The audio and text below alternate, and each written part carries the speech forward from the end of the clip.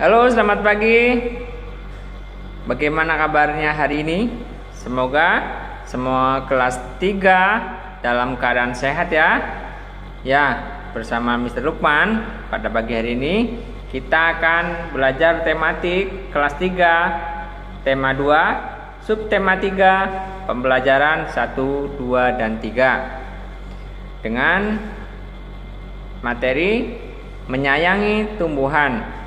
Sebelumnya di tema 2 subtema 2 kita mempelajari manfaat tumbuhan. Nah, di subtema 3 ini kita akan mempelajari materi tentang bagaimana cara menyayangi tumbuhan. Yuk kita masuk ke materi. Tematik kelas 3, tema 2, subtema 3, pembelajaran 1, 2, dan 3. Menyayangi tumbuhan. Kita harus menyayangi sesama manusia. Selain itu, kita juga harus menyayangi tumbuhan. Tuhan telah memberikan banyak manfaat kepada manusia. Perbuatan menyayangi tumbuhan merupakan salah satu bentuk syukur kita kepada Tuhan. Betapa besar karunia Tuhan yang Maha Esa kepada kita, salah satunya berupa tumbuhan di sekitar kita. Dengan adanya tumbuhan, kita dapat menghirup udara bersih. Anak-anak bayangkan jika tidak ada tumbuhan, udara pasti kotor oleh polusi tidak tersaring dan akan mengotori paru-paru kita. Makanya kita harus bersyukur kepada Tuhan yang Maha Esa dengan berdoa agar tumbuhan di sekitar kita dapat tumbuh dengan subur. Berikutnya kita masuk ke pelajaran bahasa Indonesia dengan materi wawancara. Wawancara adalah kegiatan bertanya jawab antara pewawancara dengan orang yang diwawancarai atau disebut dengan narasumber. Poin-poin penting dalam wawancara yaitu pertama, pewawancara adalah orang yang mengajukan pertanyaan. Kemudian narasumber adalah orang yang memberikan jawaban atau pendapat atas pertanyaan pewawancara. Berikutnya, narasumber juga biasa disebut dengan informan. Hal-hal yang perlu disiapkan dalam sebelum wawancara yaitu kita harus menguasai masalah yang akan ditanyakan. 2. Menentukan hal-hal pokok yang akan ditanyakan dalam wawancara. Kemudian, menentukan hal-hal pokok yang akan ditanyakan dalam wawancara. Kemudian, menyiapkan daftar pertanyaan tentang hal-hal yang akan dimintakan penjelasan. Nah, di situ tadi persiapan sebelum wawancara. Nah, berikutnya tata cara dalam berwawancara. Nah, hal-hal yang perlu diperhatikan dalam berwawancara yaitu kita harus menghubungi terlebih dahulu orang yang akan diwawancari.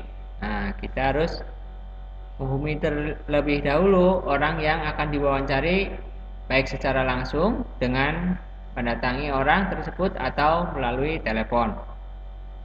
Berikutnya, persiapkan daftar pertanyaan sesuai dengan topik pembicaraan. Berikutnya, sebelum melakukan wawancara, sebutkan identitas terlebih dahulu dan tujuan dari wawancara. Nah, itu adalah hal-hal yang perlu diperhatikan dalam wawancara atau tata cara dalam wawancara. Kemudian, kita menulis hasil wawancara. Hal-hal yang perlu diperhatikan dalam penulisan laporan wawancara adalah yang pertama, memperhatikan kaidah-kaidah bahasa baku yang berlaku. Kemudian, hasil wawancara ditulis dengan sebenar-benarnya, tidak perlu memberikan tambahan atau yang berlebih atau dengan mengurangi yang berlebih. Kemudian pilihlah keterangan atau informasi penting dan sesuai dengan masalah yang dibahas. Berikutnya pengertian hak dan kewajiban. Nah, ini masuk ke dalam materi PPKN. Hak adalah suatu yang mutlak dimiliki oleh setiap orang dari sejak lahir dan penggunaannya tergantung pribadi masing-masing. Sedangkan kewajiban adalah sesuatu yang harus dilaksanakan dengan penuh tanggung jawab. Setiap orang mempunyai kewajiban. Hal itu sesuai dengan perannya.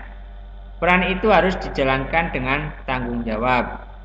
Dan setiap anggota keluarga mempunyai kewajiban masing-masing. Nah, Bapak mau menyebutkan hak anak dalam lingkungan keluarga. Contohnya, anak berhak mendapatkan makan dan minum makanan yang bergizi ya. Berhak mendapatkan makanan dan minuman yang bergizi. Kemudian, anak-anak berhak mendapatkan perlindungan dan rasa aman dalam keluarga. Kemudian, berhak mendapatkan kasih sayang dan perhatian dari anggota keluarga. Nah, itu tadi hak anak dalam lingkungan keluarga. Kemudian, Bapak mau mencontohkan hak anak, hak orang tua dalam lingkungan, antara lain berhak mendapatkan kasih sayang dari anggota keluarga, berhak dihormati dari anggota keluarga lain, terus berhak mengatur kehidupan dalam berkeluarga. Nah, itu contohnya, contoh kewajiban orang tua dalam lingkungan keluarga.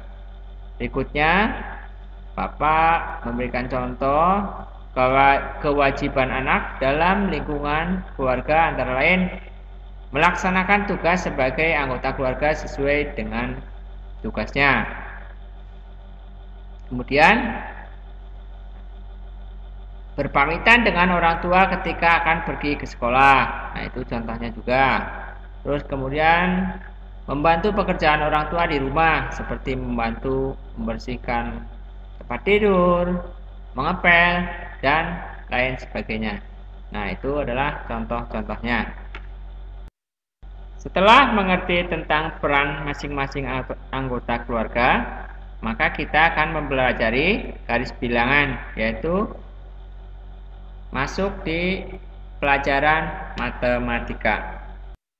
Untuk membuat garis bilangan, perhatikan langkah-langkah berikut. Langkah yang pertama, anak-anak buatlah suatu garis lurus. Nah, masih garis lurus. Kemudian, yang kedua, bagilah garis dengan lebar bagian sama. Nah, itu jaraknya sama. Kemudian, 3, tempatkan bilangan secara urut pada garis bilangan. 1, 2, 3, 4. Nah, itu dimulai dari 1 ya. Loncatnya 1-1. Kemudian 4, penulisan angka dimulai dari kiri ke kanan. Nah, kita tulis angka 1 dulu, 2, 3, 4, 5, 6, dan seterusnya. Nah, itu berurutan. Perhatikan contoh soal. Tulislah angka yang seharusnya menepati huruf pada garis bilangan di bawah ini. Nah, di situ ada garis bilangan dimulai dari angka 0, kemudian S, 2, I, 4, R, 6, 7, 8, 9, dan yang terakhir H. Nah, pada layar, pada garis bilangan di situ setelah 0 ada huruf S. Nah, setelah angka 2 huruf I, setelah 4 huruf R, setelah 9 huruf H.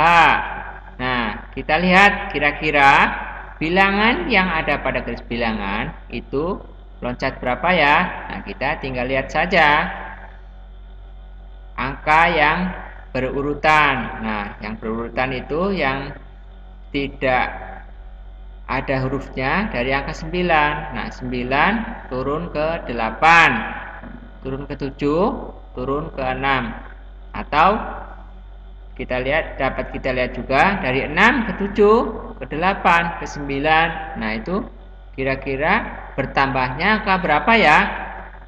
Nah, bertambahnya itu satu angka ya. Dari 6 ke 7 itu bertambah 1. Dari 7 ke 8 bertambah 1 juga. Dari 8 ke 9 juga bertambah 1 juga. Nah, berarti semuanya ini bertambah 1. Berarti setelah 0 kalau ditambah 1 menjadi S-nya diisi angka 1 ya. Kemudian setelah 1 2. Kemudian kalau ditambah 1 lagi berarti huruf I-nya diisi dengan angka berapa? Ya 3. Setelah 3 ada angka 4. Nah, di situ ada huruf R. Kalau loncatnya 1 atau bertambahnya 1 berarti 4 ditambah 1 R-nya menjadi diisi angka 5. Kemudian ada angka 6, 7, 8, 9 ditambah 1 lagi di huruf H berarti kita isi angka 10 ya. Perhatikan buku cetak tematik halaman 109, 110, dan 121. Tanaman bunga matahari yang baru ditanam berada pada posisi X atau angka 0. Setelah 1 bulan, tinggi pohon bunga matahari berada pada posisi Y atau angka 2. Nah, kita tulis dahulu atau gambar garis bilangan terlebih dahulu. Nah, seperti ini. Kemudian kita taruh tanda panah melengkung. Berarti dari posisi X menjadi posisi Y berpindah 2 satuan atau loncat 2 ya. Jika ditulis dalam bentuk penjumlahan adalah sebagai berikut, yaitu dapat ditulis 0 ditambah 2 sama dengan 2. Kemudian ada contoh, selesaikanlah penjumlahan di bawah ini dengan menggunakan garis bilangan. Contohnya 5 ditambah 2 sama dengan titik-titik. Nah, kita terlebih dahulu membuat garis bilangan ya. Nah, di situ ada dari mulai 0, 1, 2, 3 sampai 10. Nah, itu kan dari 0 kita tarik panah terlebih dahulu. 0 berhenti di angka 5 ya, karena 5 ditambah 2. Nah, kemudian ditambah lagi, ditambah 2, berarti kita lanjutkan. Kalau 5 ditambah 2 berarti 7, berarti kita lanjutkan tanda panahnya. Atau kita namain dulu 5-nya A, kemudian ditambah panah lagi. Nah, berhenti di angka 7 dan atau kita namai juga dengan B. Nah, kemudian dapat ditulis 5 ditambah 2 sama dengan 7. Seperti itu ya. Bunga merupakan lambang dari keindahan. Oleh karena itu, banyak yang menggunakan gambar bunga untuk membuat dekoratif. Gambar dekoratif merupakan gambar yang dibuat untuk menghias permukaan suatu bidang. Tujuan dari gambar dekoratif adalah agar permukaan benda menjadi lebih indah. Gambar dekoratif kebanyakan berupa motif hias atau ragam hias. Motif hias banyak terdapat pada candi, kain tenun, kain batik, kain ukiran, keramik, dan perabot dari perak atau kuningan. Menstilir bentuk berarti mengubah bentuk menjadi indah tanpa meninggalkan sifat-sifat aslinya. Perhatikan contoh gambar motif berikut. Nah, gambar yang ada pada layar ini adalah contoh gambar motif dekoratif. Kemudian kita masuk ke pelajaran PJOK. Bila udara segar, kita akan lebih semangat dalam beraktivitas, terutama saat pagi hari saat udara sangat segar. Aktivitas yang cocok dilakukan pada pagi hari adalah berolahraga. Olahraga dapat dilakukan dengan cara mudah, ya kan? Nah, Manfaat dari olahraga anak-anak sudah tahu kan? Yaitu salah satunya memperkuat tulang dan otot. Apalagi mencegah datangnya penyakit. Terus menjaga berat badan. Terus meningkatkan energi dan masih banyak manfaat dari olahraga. Nah, di sini adalah contoh kegiatan olahraga. Anak-anak juga dapat melakukannya sendiri di rumah ya. Boleh dengan memutar-mutar kepala, memutar lengan, memutar pinggang, memutar tumit, mengangkat kaki, dan menekuk kaki, atau dengan lari pagi, dengan main sepeda, juga itu termasuk olahraga. Namanya olahraga itu bermacam-macam.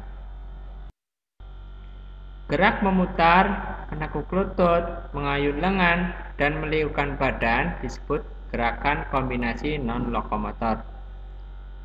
Gerak kombinasi non-lokomotor adalah gerak di tempat atau gerak tapi tidak berpindah tempat. Untuk pembelajaran pada pagi hari ini cukup sampai di sini dulu ya. Terima kasih.